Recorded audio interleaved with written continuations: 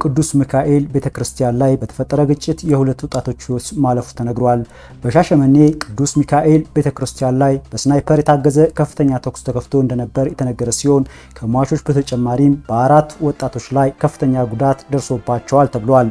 የኢትዮጵያ ኦርቶዶክስ ተዋሕዶ ቤተክርስቲያን በህገወጥ መንገድ ተሾሙብኝ ያለቻቸውን ኤጲስቆጶሳት በዛሬው ዕለት ወደ ሻሸመኔ ከተማ ቅዱስ ሚካኤል ቤተክርስቲያን ይመጣሉ መባሉን ተከትሎ ጠዋት 2 ሰዓት ላይ ስርዓተ ቅዳሴ እንደተፈጸመ ህዝቡን ለመጥራት በከተማው ያሉ አድባራት ደውለዋል።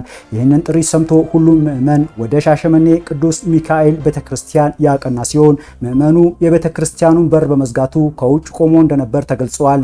በእንዲህ ሁኔታ ውስጥ እያለ የከተማው ፖሊስ ህዝቡን ለመበተን ተኩስ መክፈቱን የተነገረ ሲሆን እስካሁን ድረስ 2 ኦርቶዶክሳውያን ወጣቶች ህይወታቸው ያለፈ ሲሆን በአራት ወጣቶች ላይም ከፍተኛ ጉዳት መድረሱን ተዋሕዶ ሚዲያ ማዕከል ዘግቧል። ከጠዋት አንስቶ የአብያተ ክርስቲያናቱ በር በጸጥታ ኃይሎች ቢዘጋም ህዝቡ አጥሩን እየገነጠለ ወደ ቤተክርስቲያኗ ቅጥር ግቢ መግባቱም ተገልጿል። አብያተ ክርስቲያኗ ውስጥ ያሉት ምእመናን እስካሁን ድረስ በቅጥር ግቢ ውስጥ እንዳሉ የተገለጸ ሲሆን ነገር ግን አሁን ላይ ወደ ቤተክርስቲያን የሚመጣውን የጸጥታ ኃይል አባላት በዱላ ያባረሩ እንደሚገኙም ነው የተነገረው።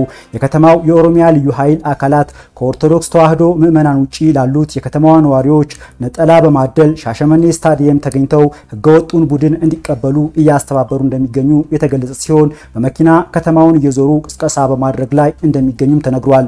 በአሁኑ ሰዓትም የኢፌሪ መከላከያ ሰራዊት ከሻሸመኔ እስከ አርሲ ነገሌ ድረስ ያለውን ቦታ መቋጠሩን ተዋሕዶ ሚዲያ ማዕከል በዘገባው አመላክቷል። በሌላ በኩል በምዕራብ ሐረርጌ ሀገረ ስብከት በጭሮ ከተማ በህገወጥ መንገድ የተሾሙት ኤጲስቆጶሳት ዛሬ ጥር 27 2015 ዓ.ም እንደሚመጡ መረጃ ስለደረሳቸው የጭሮ ከተማ ህዝበ ክርስቲያን በከተማው የሚገኙትን 4 አባት ክርስቲያናትን በንቃት እየጠበቀ እንደሚገኝም ተነግሯል።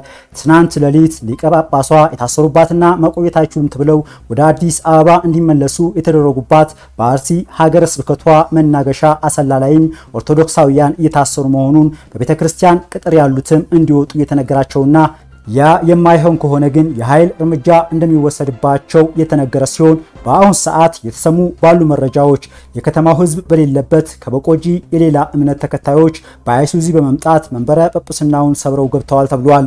በክልሉ ልዩ ኃይል በ6 ፓትሮል መኪና ታጅበው መግባታቸውም ተገልጿል። በተጨማሪም በአሁኑ ሰዓት አሰበ ተፈሪ ልደታ ማርያም ቤተክርስቲያን ደወል በመደወል ምእመኑን ወደ ቤተክርስቲያኗ መጥራቷን ለማወቅ ተችሏል።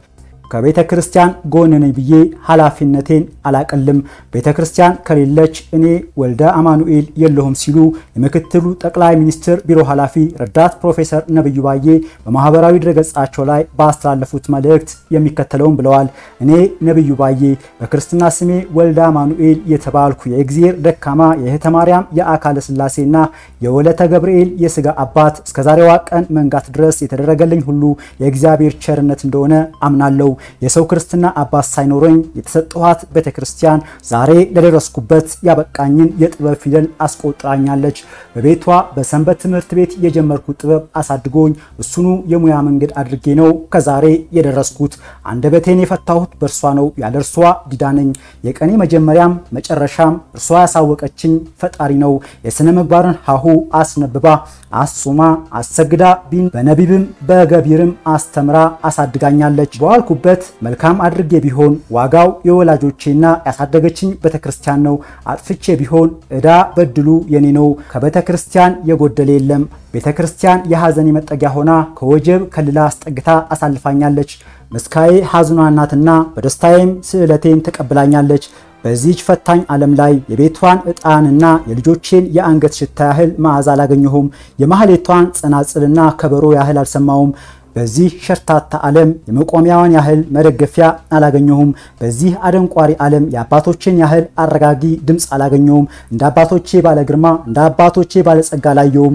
እንደ ደጀ ሰላሟ የሚጣፍጠኝ መብልዕ አላገኘሁም። በጠጣሁት ቁጥር የሚጠማኝ እንጂ ጥቂት ቀምሼ እንደ ጸበሏ የሚያረካኝ አላገኘሁም።